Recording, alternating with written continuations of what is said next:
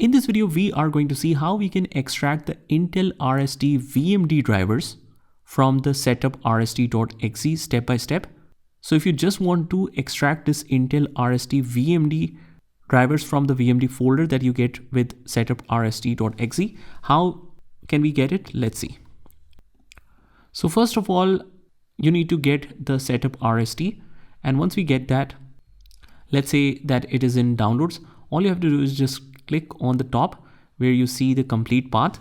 Instead of this, we will use and write cmd.exe, hit enter, and it will open the command prompt. Let me just zoom it a little bit. And after that, you just need to copy and paste this simple command that you can get in the description of this video. So just paste this, hit enter. It will show you, do you want to allow this app to make changes to your device? Click yes. It will process it a little bit, and then you will see that a extracted folder is created. Let me just make it large view. Click on that, click on production, then go to Windows 10, whatever it is, 15063, go in here, go to drivers, and here we have VMD.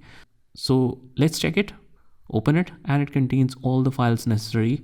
After that, let's say if you want to copy it on a bootable device or wherever, you just copy it. And I don't have much drives, I only have C drive, but let's say that you have a different drive like drive E. You just paste it here, whether it's a bootable device or whatever, and that's how you can get that VMD folder extracted from the setup and paste it separately. I hope you found this video helpful, and if you did, hit the like button and subscribe to our channel, and I will see you in the next one.